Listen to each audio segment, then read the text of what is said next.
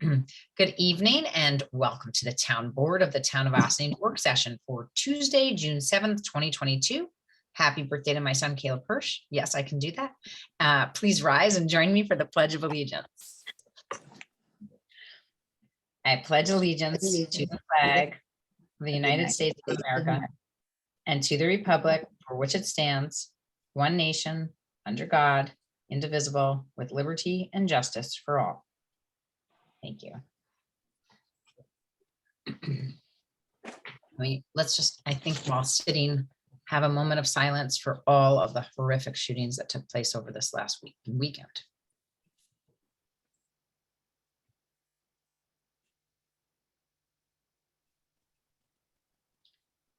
Thank you.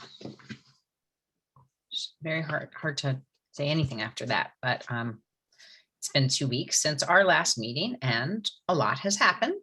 As mentioned, some very unfortunate tragedies in our world, but we also celebrated Memorial Day as a community, returning to parades and solemn in-person ceremonies that took a hiatus during COVID. We also held 2 flag raisings last week, which were more joyful, one for Juneteenth or Jubilee and one for Pride Month. When you drive by Market Square, it is absolutely lovely to see 2 meaningful symbols of our community's inclusivity and Ossining's diversity on display in the heart of our downtown. Last week, a change of assessment notices landed in people's mailboxes, which prompted a lot of questions among taxpayers. We encourage you to visit the town website to view property information, a neighborhood map, and an interactive sales map display to put your own assessment into context.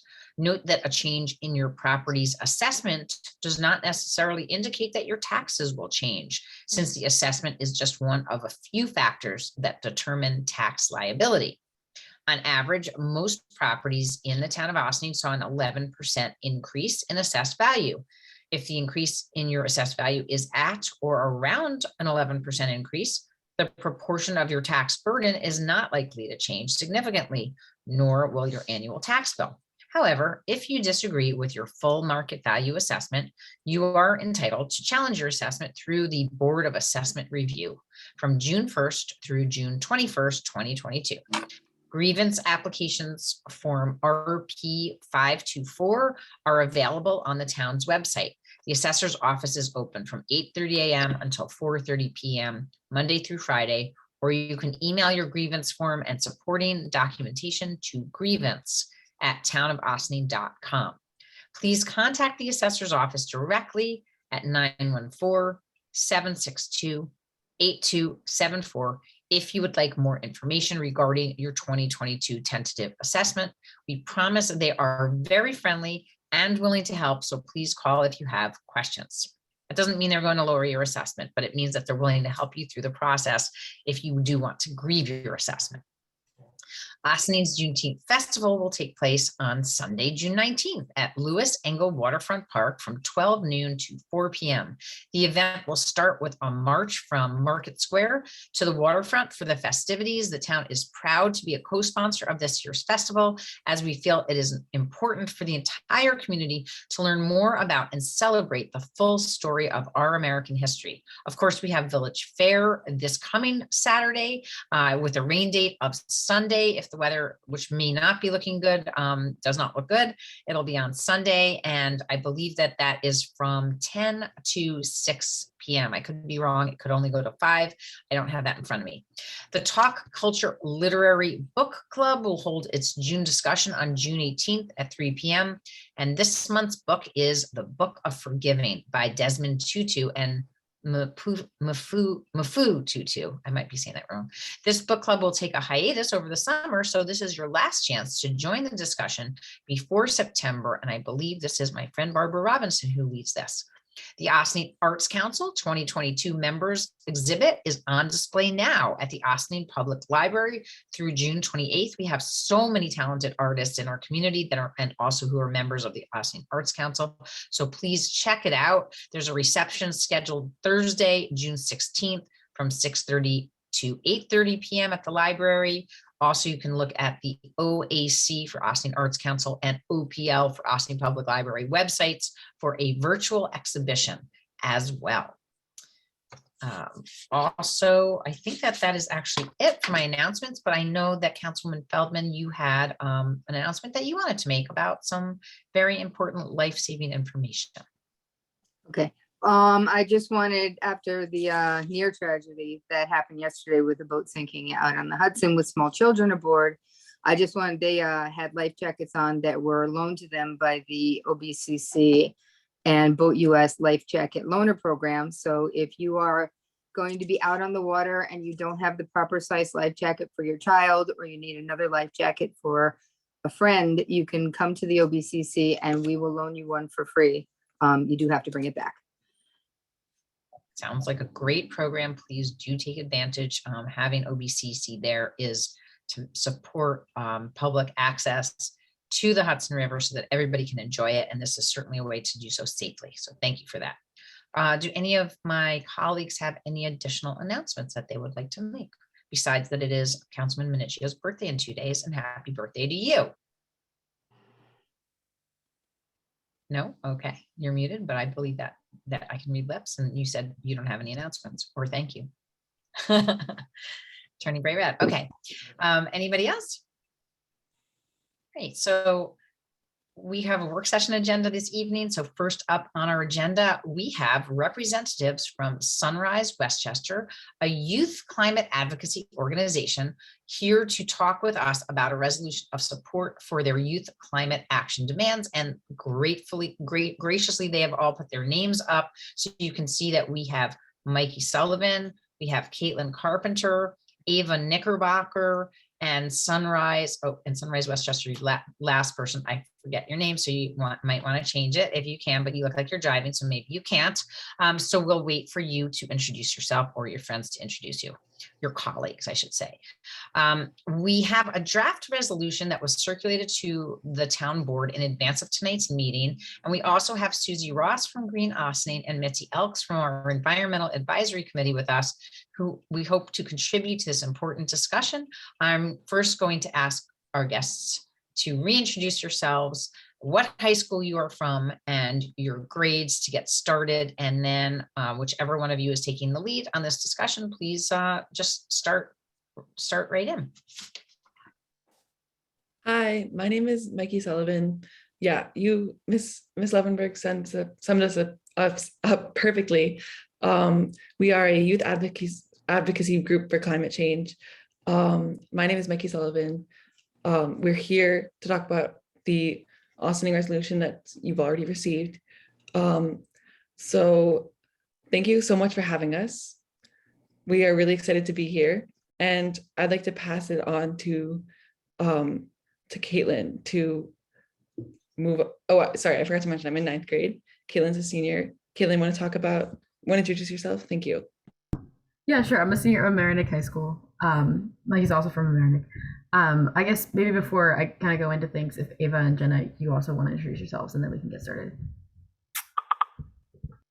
Sure. My name is Ava Knickerbocker. I'm a junior at Pelham Memorial High School, and I'll pass it to Jenna. I'm Jenna, and I am a junior at Ursuline in New Rochelle. I guess I'll pass it back to Caitlin if you want to get us started. Yeah, absolutely. And Sunrise Westchester, we have, at least on our contact list, about over 200 young people from across the county, and we represent at least 25 different municipalities. So this is just a smattering. You met a few more of us at our last meeting, which was very cool. But yeah, so we're each going to kind of talk about a separate portion of this, but I'm going to get started with our main vision. And so we've done, as a hub, part of the National Sunrise Movement, a lot of work with larger campaigns in relation to fossil fuel infrastructure and state legislation in terms of decarbonization. And so we're here to talk to you about today is something that brings it more local. So we've noticed that across Westchester County, a lot of municipalities, such as the town of Ossining, have done fantastic climate work. A lot also haven't. But there is no really unified effort in terms of syncing the different municipalities in the commitments that are made, and then also putting timelines on those commitments. And so we put together our Youth Climate Action Demands campaign to try to remedy that. and Ava can talk more about how that kind of came together. But our vision for this and the reason why we're kind of starting it out with you guys is to unite through passing these same resolutions, which either in your case reaffirm things that you've already passed resolutions to do, or say these things for the first time, make these commitments for the first time. Our goal with it is to get municipalities across Westchester County to make these commitments, which you can see in the resolution, and we'll talk about a little later, and really form a unified front where, like, from the ground up, we as a county are committing to meeting CLCPA goals, and we as a county are taking serious climate action and committing to that as a whole, and collaborating with one another. So that's why we're here. So we're talking to you. Ava, I'll just interrupt for 1 second and just say, isn't that amazing? Okay, continue. if you want to talk about how we got here. Sure. So yeah, as Caitlin explained, we first had this, the idea for this centralized plan of how to transition more sustainably as a county back in either late December, January of this past year. And from there, we started really with just meeting with a bunch of sustainable organizations to see what they thought were the best methods to move forward with this goal. For examples of people we met with was Green Austining, which was very helpful in this process, and other municipalities such as Austining. And from there, from the resources which they sent us and the resources we already had, we separated into doing research based on those resources of how to move forward with this. So we had a YCAD team, and all of us did research based on the Mid-Hudson Valley Regional Sustainability Plan, MYCIC draft scoping plan, and more documents like that, just to see the best ways to move forward and some of the main issues that we're facing the Westchester County. And from there, we had some more meetings to see what the best ways to move forward. And then we started drafting the plan for how to create the YCAD goals. So once again, there we split up into different teams. Some people helped draft the legislation, while other people started to promote this on our social media in order to get the word out. And from there, we had a rally to launch our YCAD plans. And from here, what we're really trying to do is get individual municipalities to implement these in hopes for a more centralized plan that we can move forward from there. So now I'll pass it to Jenna with the overview of the resolution.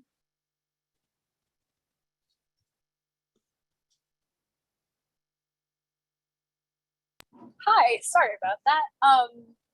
Yeah, so our resolution, we kind of compiled it based on what other municipalities in Westchester have done, putting together like a few clauses that we thought were important. And yeah, we also took a little bit from Ithaca, which is very progressive in its climate action. So yeah, do you guys have the copy of that resolution, I'm sorry. Yeah. Yes, it was circulated to the board. If you'd like, I'm happy to pull it up on the screen so you can go through it. Okay, yeah, that would be awesome. Thank you. Okay, hold on 1 second. Let me just wait before I do this. Sorry, I've got too many things up at once. Let me just pull it up. May I say something while you're doing that? If I may just interject. Oh, there you are. I do want to just mention that I want everybody to recognize how important it is to pay attention to the voices that we're hearing tonight. We had a really disappointing, and I know that probably each and every one of the folks that are with us from Sunrise were probably lobbying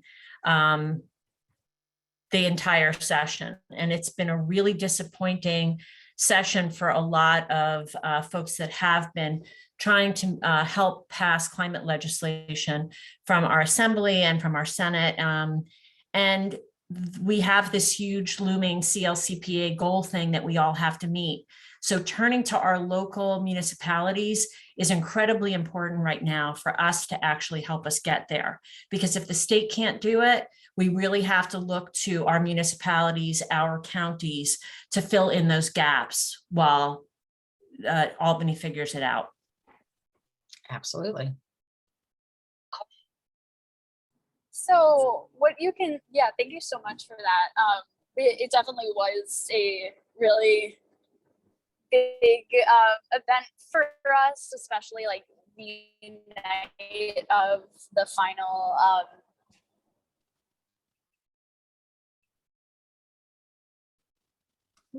I think we might have lost you, Jenna.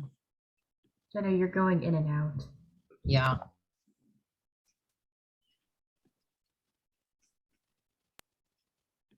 So you want to take over? Oh, I think we got her back. No, we lost her again. Oh, I can keep going until she comes back. Jenna, signal when you're better. Yes, I think what she was trying to say is the final night of the assembly was really disappointing. So yes, absolutely. So in terms of this actual resolution, if you could just scroll down, the whereases are pretty self-explanatory. They're kind of just talking about all the different precedents that make this super important, which also includes the CLCPA, which is obviously the statewide legislation that set goals in 2019 that we have yet to really pass actual legislation to make happen. But going into the resolves, we have 4 main things with the resolution, and the first one, and again, the idea with this is that these 4 main demands are the cohesive thing across all resolutions that we ideally pass in the name of YCAD.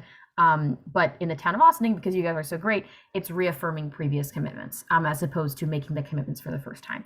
So the first one is talking about declaring a climate emergency, and with that, committing to meeting CLCPA goals at a local level. And so what that entails is 70% renewable energy by 2030, 100% renewable energy by 2050, and an 85% reduction in greenhouse gas emissions by 2050 with the other 15% offset. So being that at a local level.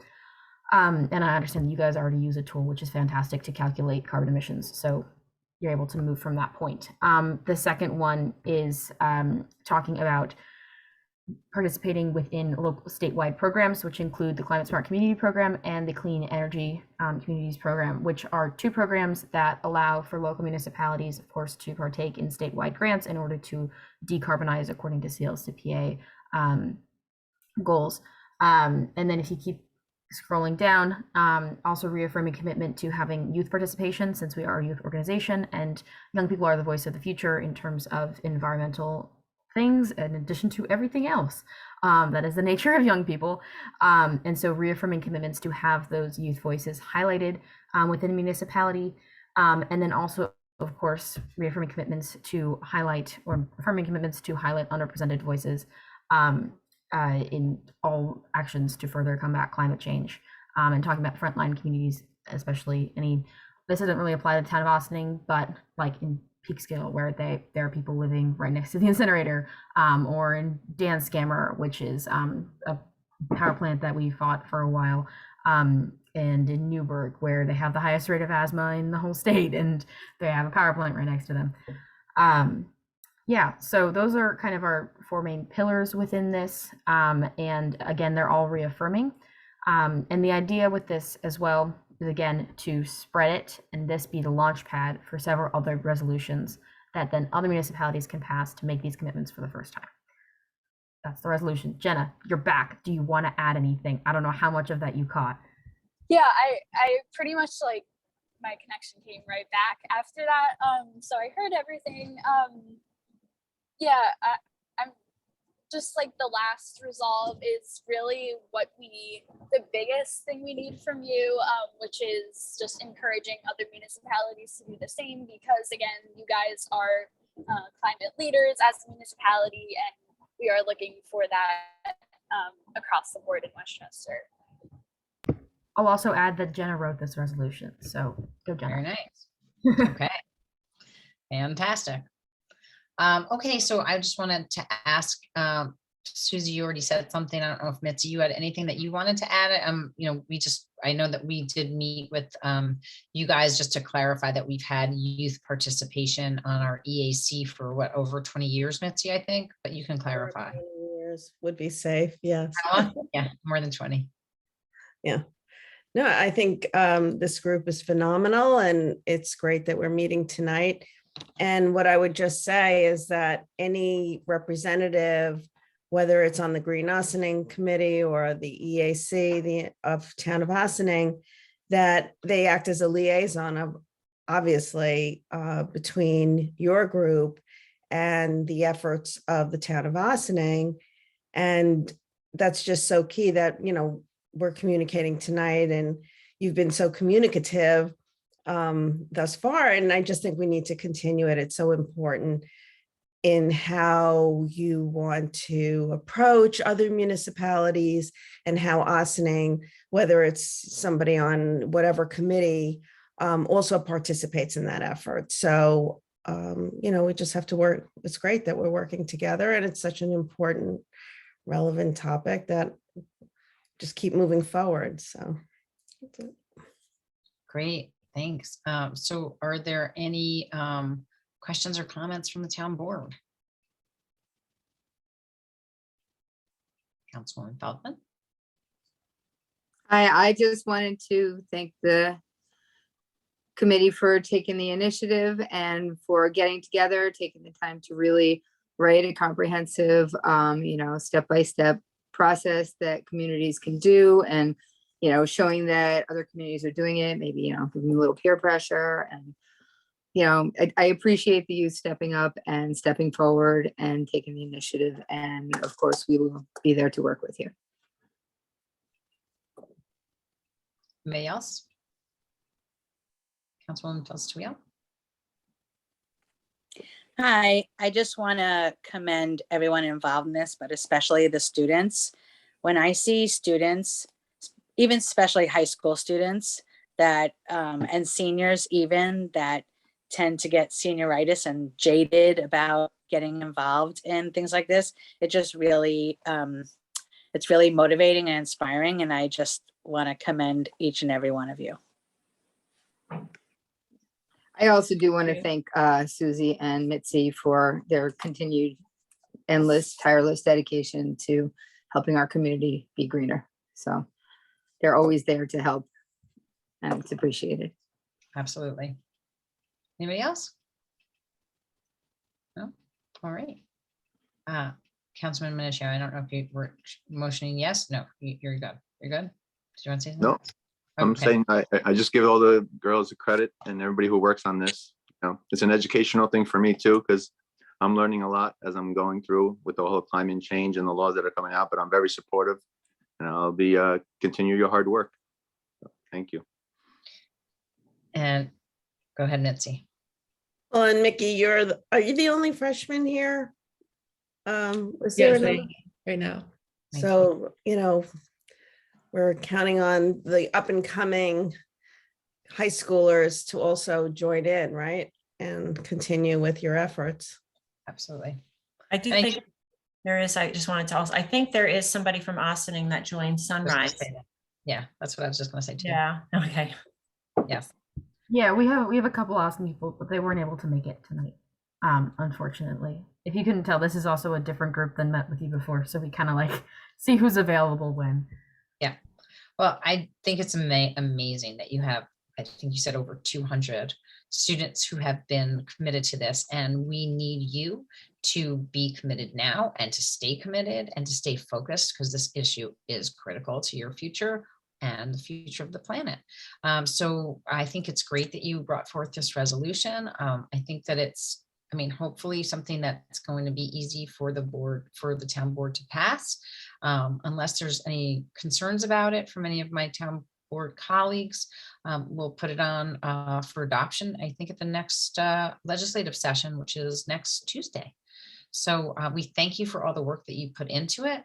We thank you for all, again, all your thoughtful discovery and your persistence. And we look forward to more work and collaboration with you as we move forward towards hopefully the CLCPA goals. And in November, we know their Environmental Bond Act will be on the ballot, and we want to make sure that we get the word out that that is something that is critical to get funded.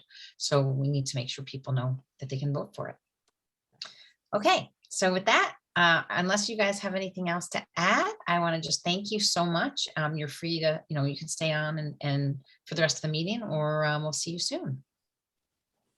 Thank you so much for having us, and thank you for doing so much for climate change. Yes, we really appreciate it. Thank you. Thank you. See you next time. Okay, thanks so much. Bye. Bye. So up next, another environmental initiative, I would say, somewhat related. The town of Ossining is an incubator community for the Village of Ossining's Project Mover Grant, which they were applying for. And this aims to bring e-bikes to Ossining as a transportation alternative with $7 million in potential grant funding from NYSERDA.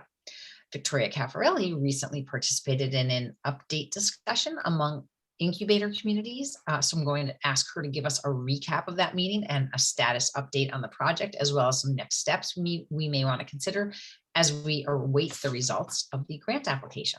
Victoria Caffarelli, I turn it over to you. Okay, thank you. Yeah, so I'll back up a minute and just say, because I think, the town board and the town obviously submitted a letter of support for this application at the beginning. But for those of you who may not be familiar with it, or anybody in the audience, the village was awarded a phase 1 grant as part of NYSERDA's Clean Transportation Prize program, which aims to bring innovative clean transportation solutions to reduce air pollution and advance electrification, especially in New York's underserved communities, which is very important considering the last conversation we had. So as part of phase 1, they're one of 17 projects that are eligible to compete for the $7 million. I think they'll ultimately award three grand prizes to 3 different projects across the state. So it's very exciting that Ossining was included in that next round. And it aims to bring e-bikes to Ossining and plan for e-bikes in Ossining through a bunch of different forms, but also something that's important to the NYSERDA program is that whatever they're going to be funding with the grand prizes is something that can be replicated throughout the state with other communities. So that's why it's very important that there are other, in addition to the Village of Ossining, these incubator communities that would also benefit from the program if they award if the village is awarded the funding. So the way that it will work is, there's the second phase of the grant application is due, I think, sometime this month within the next couple of days. So for those of you who've seen around at Earth Day, there were e-bikes to try out. What's been happening with the phase 1 grant funding, which I think was about $200,000, was for planning and to discuss the proposal, make sure that it fits the community's needs, and also any sort of roadblocks that needed to be addressed to make sure that this program would be successful if awarded the $7 million were taken care of. So the village has been spending a lot of time doing community engagement, learning about how the community may use e-bikes and how they could be deployed in the community, any legislative barriers, anything that needs to be done to, be ready for the $7 million prize. For 1 second, e-bikes, just for anybody who doesn't know, they're electric bikes, pedal assist bicycles, basically. So they don't go as fast as motorcycles, and they give you a little extra juice to get up the hills around Ossining and other places. Go ahead. And so once the application is submitted, if this project is selected as one of the grand prize winners, what would happen next is e-bikes would be deployed in the village. So the plan that they've been working on, how it's going to work with, there's a couple different options with some docking stations and lease to buy programs. And they even talked about how e-bikes might be used for some municipal purposes like code enforcement and even police. That would be deployed immediately in the Village of Ossining. And what would start for the incubator communities, which the town is one of, would be the planning process, sort of similar to what the village has been undertaking for the past couple of months. So the other incubator communities are Town of Ossining, Village of Tarrytown, Village of Dobbs Ferry, and Village of Croton. Something that is a little bit of a benefit to the town that we discussed at this update meeting last week was that since the town and the village really are more tied at the hip than, say, the village in Croton or a village in Terrytown, the town would likely not have to undergo as lengthy of a planning process and would probably be the first incubator community to actually have e-bikes deployed after the village, sort of next after the village, because a lot of that planning has already happened, likely with a lot of residents in the town who may have been at Earth Day and learned about it or responded to surveys and so on and so forth. So that was an interesting update, that the town may benefit from this a little bit faster than some of the other incubator communities. And so one of the things that we can consider as we sort of await to find out whether or not the program will be awarded, I think they're expecting that winners would be announced sometime in the fall, is the Village of Ossining did go through a process of establishing a local law to regulate bicycles, e-bikes, and e-scooters in their code. And they did circulate to all of us a proposed local law, which I sent around to the board. So they adopted this as part of the planning process. I think they adopted it just a couple weeks ago at one of their legislative sessions. So this is something that the town could consider following suit now and starting to explore this local law, so that if the village is awarded, assuming e-bikes come to the village, they may occasionally cross over into the town, and it might make sense for the town to have some laws on the books regulating the use of these new transportation alternatives. Or perhaps we could also wait and explore this in the future, but this was one of the items that the village wanted to share with all of the incubator communities as a potential next step to get ready for hopefully the $7 million when it comes through. So if anybody has any questions, or if you have any, opinions about if we should be moving forward with this legislation or kind of put it to the back burner until we hear more about the grant, that's kind of what we're looking for from the board tonight. So a few years ago, we actually worked with 511 New York Rideshare to bring the Lime bike project or pilot program to Ossining Village and Town. That was a pop-up bike share program. That was before e-bikes were legal in New York. And it actually did very well for the couple of weeks that we had them. People used the bicycles. And one of the things that we know about bicycles is that they can be great for first mile, last mile. So avoiding needing to use a car to get to and from the train station, or possibly a bus stop if you commute to work by bus. And they can also, I don't think they're yet allowed to be used by students for schools, but that's probably going to be in the works at some point. And basically to start again with that, looking towards our potential decarbonization, working to get off of, single passenger vehicle cars for everything and anything and everything that we do. I think it's actually a good idea to take a look at this. One of the projects that we've been working on with Historic Hudson River Towns was trying to do a joint RFP for an e-bike share program. But as we kind of delved into it a little bit more, we had a harder and harder time finding who would take the lead on that. We asked the county, we asked Sustainable Westchester, and then Project Mover came along. So it seems like something that we should, I think, get ahead of and start thinking about how we want to make the town friendly and also safe for bicycles, and also for e-bikes that are and possibly e-scooters that are coming down the pike, which, by the way, I'm still scared of those things because I rode one once around the town hall and I almost killed myself, but that's besides the point. I'm sure you get better at practice. And I mean, I think also we're starting to see people use these anyway.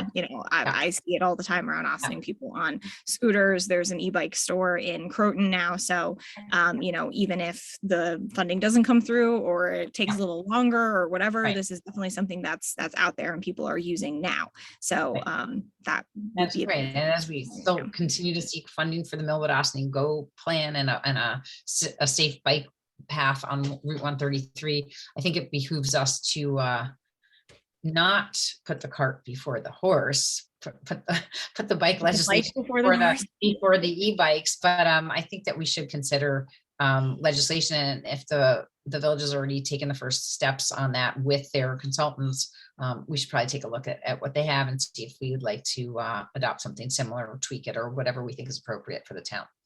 what do my board colleagues think? I do think we should move forward and look at the legislation, define e-bikes and, in reading it, they're, not going too fast and not being too slow. So I think it'd be a benefit to our community. I think it would be good for us to look into Councilman and Lynch, and work. were you done? Thank Sorry. I took a quick glance. Is there anything presently on our laws for bikes or regular bikes or anything right now that could be amended or no? And what's the alternative if it's not this law? Is there another way to go about it if there isn't? I would need, sorry, I would need to look into that. I haven't, Yeah. I'm not familiar. I suspect no, but I can certainly look and get back to you. And Yeah, no problem. I took a quick look. minutes. Maybe I glanced over it or so, but that was just the only question. I believe there are some like state regulations too on the use of e-bikes, like the supervisor was mentioning at a time, you couldn't use e-bikes at all in New York State. So, there are some state regulations that that apply here as well. And I think that's been all part of the discussions that the village has been having as they develop this, very comprehensive law. So they did a lot of the homework for us, which is good. Good. No, I think it's a great idea. Anybody else? Go ahead. Councilwoman Fields DeWill. Yeah, I think this is especially great idea for younger people who are not yet driving, or there's actually, for one reason or another, the younger generation, they're not running to get their driver's licenses these days, like for whatever reason. And so I think it would be really great for, kids, I don't know, young teens through early 20s that are not necessarily driving, but need to get around. For that population, I think this would be especially helpful. And more so for their parents to not have to schlep them. And that too. Yeah, I Ching. agree. Yeah. I think it's a good idea. And I was in Syracuse last weekend visiting my in-laws, and they have e-scooters up there. So maybe down the road we could look at that. No, I think we would do a comprehensive e-scooter, e-bike, the whole shebang. Yes. Cool. That's what the village's law is. It addresses e-scooters and e-bikes and regular bikes too. Definitely seen them around. I don't know if I'm seeing them yeah. around. So they're definitely here, so again, I think if we can put some what's it called, common sense legislation in place, that makes sense for people to be safe, then that would be a good thing. And there is currently nothing on the code about in the code about this. All right. Thank you, Christy. Bikes, no. Alrighty, so fantastic. Moving along. In April, the state legislature passed legislation allowing for remote meetings on a more permanent basis outside of the executive orders for COVID reasons. But the legislation prescribed that municipalities need to adopt local laws and policies regarding these remote meetings. We are continuing this discussion now that we've learned a bit more from some of our municipal neighbors who are starting to put this legislation into practice. I'm going to turn it over to our counsel, Christy Madonna, to discuss her research and points that she needs feedback from the board on before drafting a local law and policy for the town, so we can continue to offer some form of hybrid meetings beyond when the governor's executive order allows us to do so. So that I shall turn it over to you. Yeah, thank you. So I kind of outlined this for the board, but for the benefit of the public who's here tonight, I'll just briefly reiterate that the current status of the law and the law as it existed before the pandemic started was that meetings had to be held in person if any member of the board, and we're talking specifically about boards and the members of the board, not staff, consultants, guests, etc., wanted to participate remotely via video conferencing or teleconferencing, then their location had to be noticed, it had to be publicly accessible, and the public had to be allowed to attend at that location. That law as it stands is still on the books. During the pandemic, in various forms, whether it was through executive orders or state action at the through the legislature. There has been, for most of the time since then, rules on the books that allowed for the meeting that we're holding tonight in this forum, with it being completely remote, as long as certain conditions, that it's recorded, that it's available to the public, and that the public has the opportunity to attend remotely, are available. So what this law does is it pretty much, it allows for video conferencing. It has to be video conferencing, not teleconferencing. The board member has to be visible on the screen, but it allows for a board member to participate remotely without having to notice their location, and without the public having to be allowed to attend at that location for extraordinary circumstances. So basically, illness, disease, caretaker, to that effect. So, but you still have to have a quorum of the board present in person. So this doesn't continue what we've been doing. We're able to continue to do that through the legislature's action, which continued it for 60 days from when the budget was passed, but that's going to expire, I would say, today or tomorrow. But we also have the executive orders that are in effect through the governor related to the pandemic state of emergency.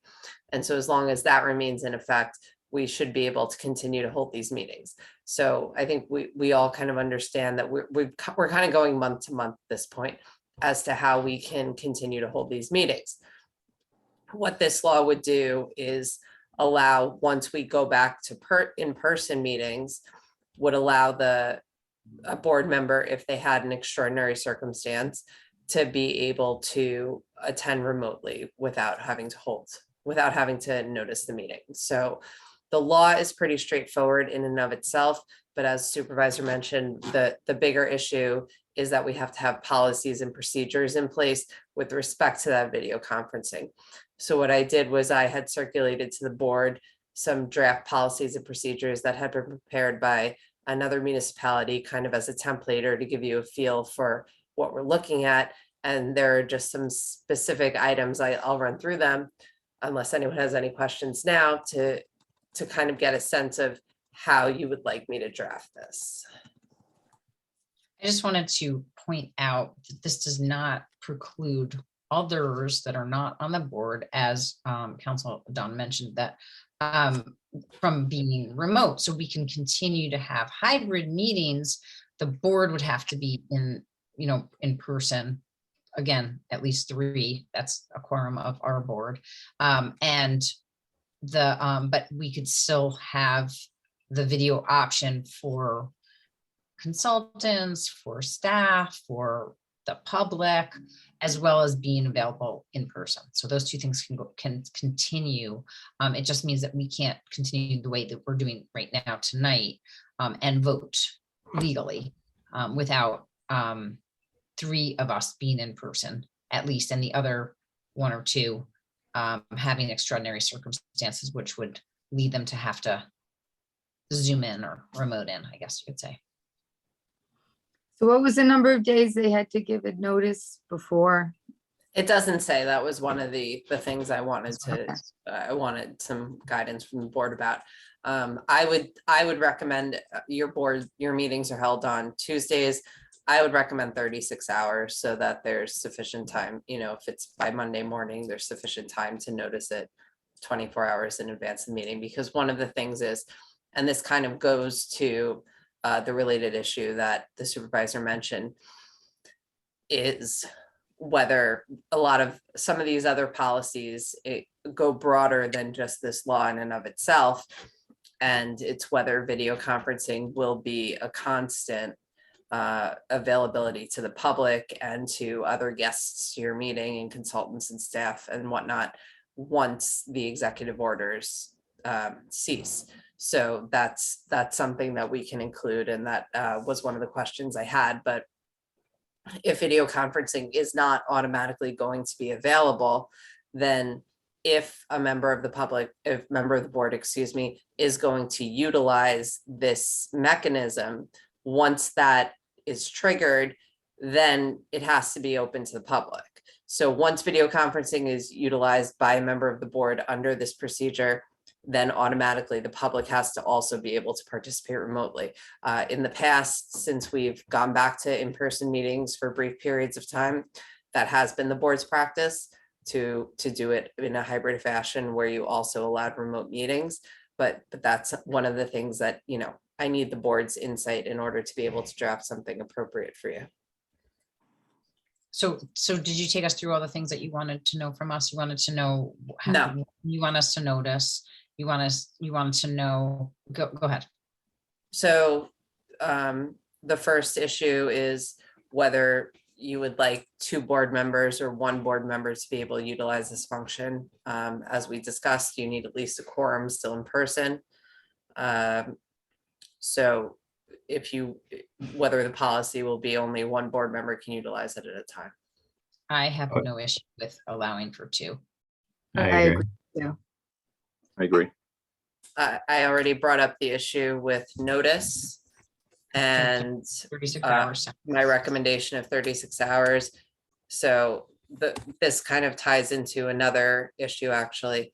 The board has to make a decision about whether you want to dictate this for the other boards of the town that are subject to the open meetings law. So planning board, zoning board, architectural review board, or if you want to let them make those decisions for themselves. I think we should let them make their own decision, but. I agree. Okay. Unless they want us to make the decision for them, which is fine. If they want us to make the decision for them, we're going to have the same decision for them as we have for us. And if they want to make their own decisions, they can use that as a guide, and feel free to amend the within whatever the legal limits are that the state has, you know, given us. They can make that change if they want to, but I think it would be helpful for them to know what we've decided, and then they can decide. Okay, so we can. I'm gonna dissent here. I think it's more organized and more understandable and digestible for everybody to be on the same page and have the same thing. So my opinion is everyone does the same. I agree with Jen, and also the composition of the boards changes from time to time. I think it'd be annoying to have to change it back and forth. So I would suggest that they adopt what we adopt here. Fair. Okay. Well, what we can do is, because this is going to have to be a local law in addition to the policies and procedures, we can certainly circulate it to the boards. Sure. And if they have any strenuous input, like any other member of the public, they would be able to provide it to the board. Absolutely. That's a fine idea. Okay, good compromise. I have a question. What if somebody has a true emergency, you know, like that day? They can't be noticed. Then they Okay. can, they can. I mean, that's part of the problem. We can leave it vague and say as soon as possible, but it has to be noticed and practices have to be put in place. The other thing to remember is that, you know, sometimes people just weren't available to attend meetings for X, Y, or Z reason. And if you have a true emergency on the day of the meeting, then it seems like it would be appropriate for you to not attend if you can't.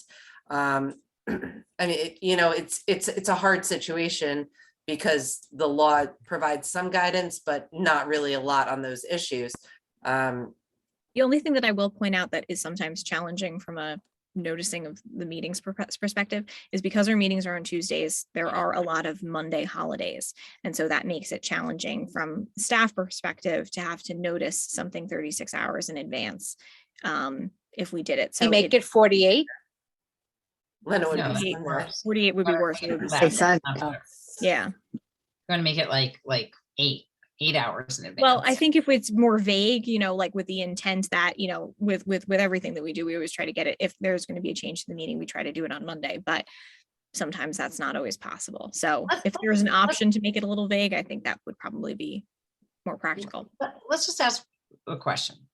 If realistically, what happens if somebody knows 36 hours in advance or 8 hours in advance that somebody's going to be remote or not? I mean, we've seen how this works. What is the downside to knowing now that I'm thinking about it?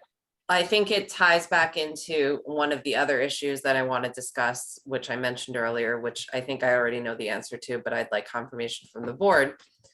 Is the policy going to be that if and when, presumably at some point in the future, the boards go back to meeting in person, is there going to be a hybrid mechanism available as a matter of course? Because if the video conferencing is available, if that's just the status quo, it's a lot less of an issue.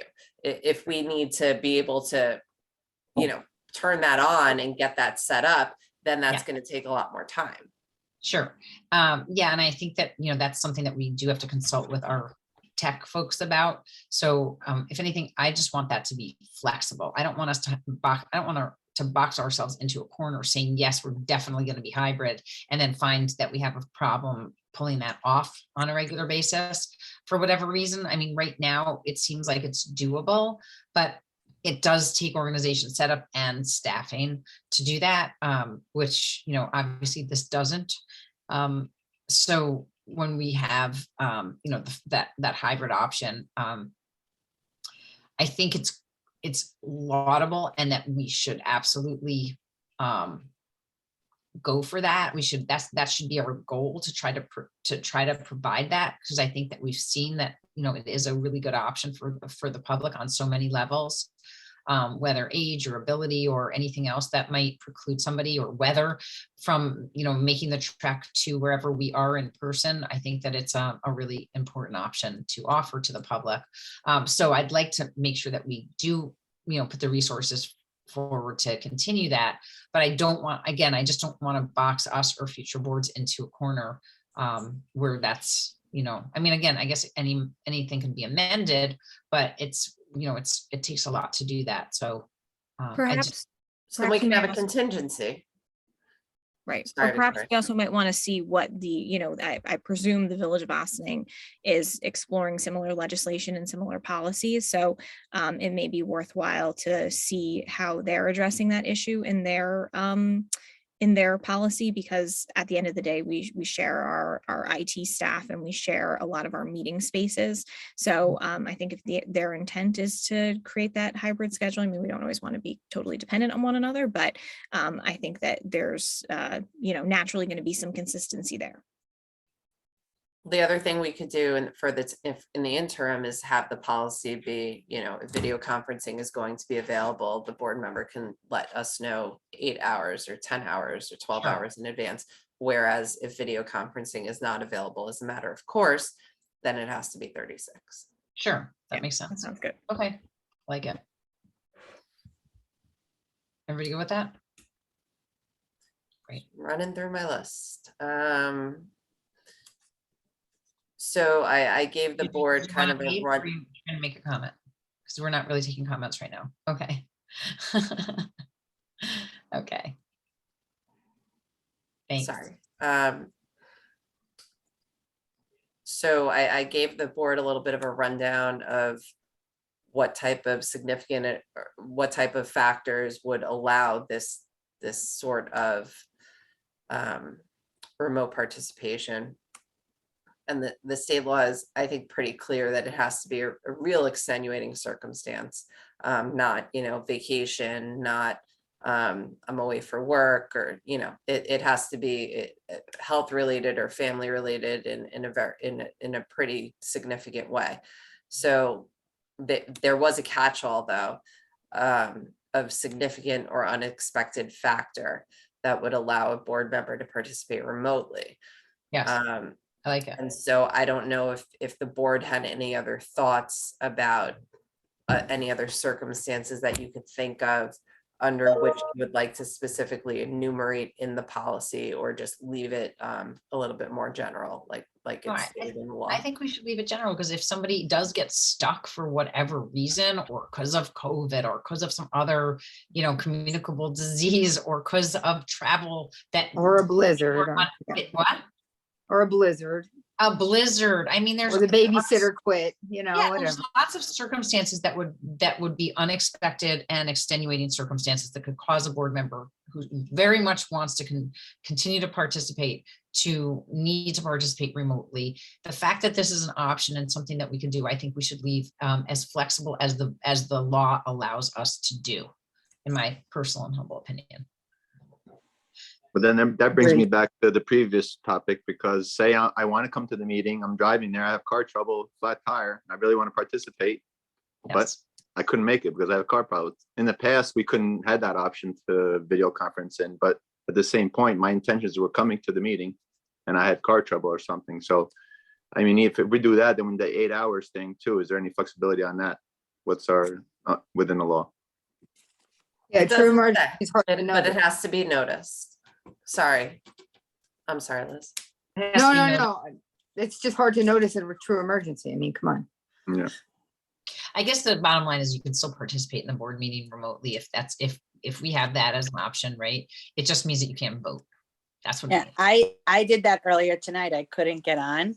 And so I don't know if you guys saw, I was on by phone until I got home.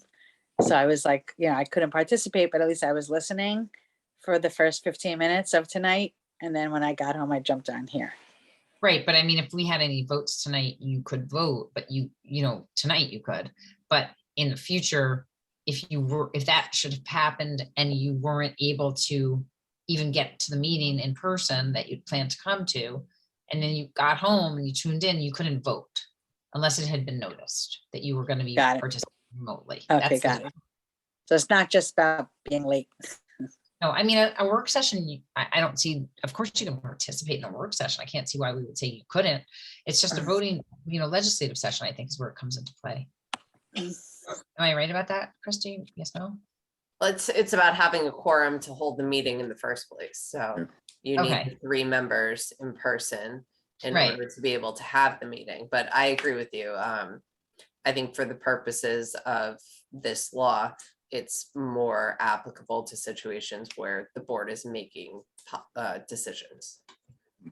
And can you help me understand if we have 3 people committed to come to be in person, 3 board members, the other 2 noticed 36 hours before, and one of the 3 that are coming in person, something happened to them?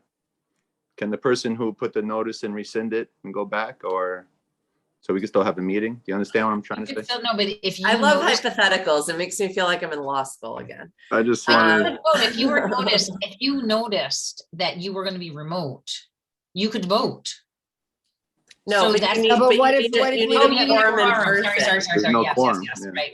Yes. He Okay. changed his mind and came over with the kid or whatever. I mean, it was Well- an extenuating circumstance. He couldn't get there, or she. I think as long as you then still had the video conferencing function available, I think the most important aspects are having the quorum in person, because the whole function of this, right, is you don't have to give people the opportunity to attend at your location. So Right. it's different than what the Right. law was beforehand, where if you are going to attend remotely, you had to notice your location and say the public is welcome and can attend at that location. Under this law, you don't have to do that. So all you're saying is board members will be participating remotely, and the public has the opportunity to view and participate to the extent that's permitted for whatever meeting is being held remotely. So if one of the board members then decides to show up in person, it's not like changing anything other than making it a functional meeting. Right. I think we should make it as flexible as possible so that, we can cover as many scenarios as possible, Exactly. within the confines of the law. And stop overthinking it. Agreed. we need 3 to have a quorum in person at all times. Yeah. Yes. Once the executive orders Expired. related to the state of emergency are done. Yeah. So I was just concerned about if one person was to get ill out of the 3 that were in person, is the meeting canceled because we don't have a quorum? That's the only thing. It could happen. I'm not, it's But- not but you're- beyond the yeah, realm of possibility. has It's happened happened. before. Yeah. Mhm. Yeah, it does happen. Yes. Thank And you. sometimes they have the meeting, you just can't vote. Okay. Okay.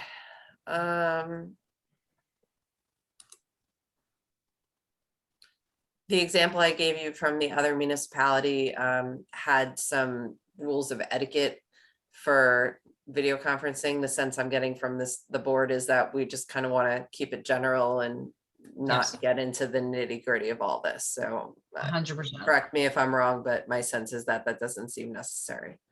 I agree. If it becomes necessary, we can amend. It's a policy, it's not a law. Policy. So we're gonna have to do the law and then we have to do the policies. Yeah. So we won't have to hold a public hearing. Technically, we'll do it concurrently just for efficiency purposes. But if the board wants to, at a further point in time, amend the policies, that can just be done by resolution. Okay. So I think the only outstanding factor is to just talk to the village and talk to the IT department about what we envision kind of long-term. Otherwise, I thank you for your input. I appreciate it. And I think then we can get a law and our policies put together, and perhaps if the board is so inclined, call for a public hearing at your June 14th meeting to be opened on June to be determined. Okay, I like it. And that, thank you for the segue, leads us to our next topic, which is summer town board meetings. Usually during the summer, Councilman Minichio and Councilman Fields Tuiel, we try to have a little bit of a lighter schedule to allow for staff and board members to enjoy the summer. But we also have 2 primary elections coming up in June and August. And we also try to not have meetings on election days because our clerk's office has to work from very, very early to very, very late on the election itself on those days. So that since there's 2 primaries, not 1, but 2, we would like to propose the following. Move the June 28th, Tuesday, June 28th legislative session, which again is a primary day, to Wednesday, June 29th, and cancel the July 5th work session for summer purposes, and then move the August 23rd legislative session to a morning meeting on the 23rd instead of in the evening at 8:30 to approve vouchers. And that way we don't let any bills lapse. So think on it. Does anybody have any comments on said schedule? Does that work? Does anybody already have plans all 8:30 buttoned is up? not gonna work for me, but I can try to change my schedule at work, but it'll be, Okay. it may You or know. may not be challenging if I have a patient in the schedule already.